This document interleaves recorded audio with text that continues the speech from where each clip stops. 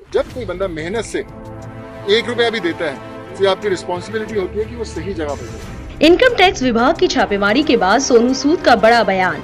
Comedian Shyam रंगीला ने भी मामले पर कही बड़ी बात। अभिनेता सोनू सूद और उनके फाउंडेशन पर 20 करोड़ रुपए की टैक्स चोरी का आरोप लगाए जाने के बाद एक्टर ने सोमवार को कहा कि उनके फाउंडेशन का एक रुपया जरूरतमंद और अनमोल जीवन को बचाने के लिए अपनी बारी का इंतजार कर रहा है।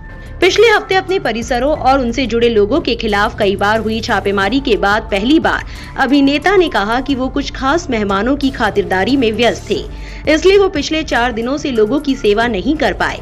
उन्होंने इंस्टाग्राम पर लिखा, पूरी विनम्रता के साथ मैं वापस आ गया हूँ, जीवन को बचाने में आपकी सेवा की खातिर मेरी यात्रा जारी है। जय हिंद।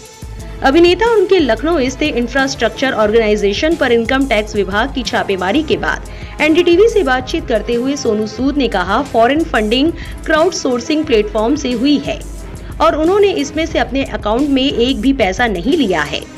सोनू ने बताया कि फॉरेन फंडिंग का पैसा सीधा अस्पतालों को पहुंचा। सोनू ने कहा कि मेरे फाउंडेशन का पैसा 18 घंटों में खत्म हो जाएगा। उन्होंने बताया कि 2012 में भी उनके खिलाफ आईटी के छापे पड़े थे। सोनू ने कहा, मैं कानून का पालन करने वाला नागरिक हूँ। उन्होंने कहा कि यह हैरान करने वाला है कि हमारे फाउंडेशन को लेकर सवाल उठ रहे हैं। ये देश के लोगों की ओर से दिया गया पैसा था। मिली मदद के बारे में बताते हुए उन्होंने कहा कि विशाखापट्टनम में कई बच्चे सड़क पर अपने पिगी बैंक के साथ खड़े थे। ये राशि दान में देने वाली दूसरे लोगों की भारी भरकम राशि से ज्यादा अहम थी। जी सर, ये वो पिगी बैंक्स हैं, इसकी चाबी है। मैंने अभी तक इसमें से खोल के 1 रुपया भी नहीं यूज़ किया। कल वो भी इसके लिए बोल सकते हैं कि यार ये देखो, इसमें से जो पैसा था उस तुमने यूज़ नहीं किया और किसी को नहीं दिया, क्योंकि ये जब यूज़ होगा तो एक सही इंसान की ज़रूरत के लिए यूज़ होगा, एक जान बचाने के लिए यूज़ होगा। एक अन्य सवाल पर उन्होंने कहा, मैं राजनेताओं का सम्मान करता हूँ, वे अच्छा काम कर रहे हैं। उन्होंने बताया कि वे 2 बार राज्यसभा सीट का ऑफर ठुकरा चुके हैं। उन्होंने कहा, मुझे लगता है कि मैं अभी इसके लिए तैयार नहीं हूँ। जब भी मैं इसके लिए खुद को तैयार कर लूंगा, मैं सबके सामने इस बारे में बताऊंगा। राज्यसभा की सीट के ये ऑफर किस पार्टी की ओर से मिले, इसका खुलासा करने संबंधी सवाल को वे चतुराई से टाल गए। उन्होंने कहा कि मेरा मानना है कि अच्छे राजनेता अच्छा देश बनाते हैं। आखिर में सोनू ने कहा, मैं कहना चाहूंगा कि जो भी डॉक्यूमेंट आयकर विभाग चाहेगा उपलब्ध कराऊंगा। हमारे पास छुपाने के लिए कुछ भी नहीं है।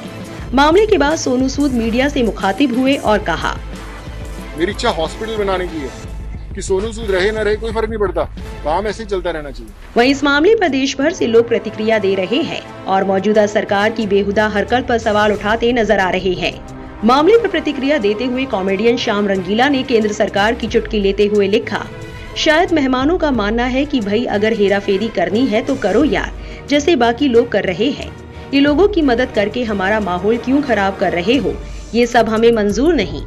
आयकर विभाग की छापेमारी पर प्रतिक्रिया देते हुए एक और यूजर ने लिखा, भाजपा में शामिल होकर उनकी गुलामी स्वीकार कर लेते तो आज सोनू सूद जी पर ईडी और आईटी का छापा नहीं पड़ता। जैसे सिंधिया कांग्रेस को छोड़कर भाजपा में शामिल हो गए।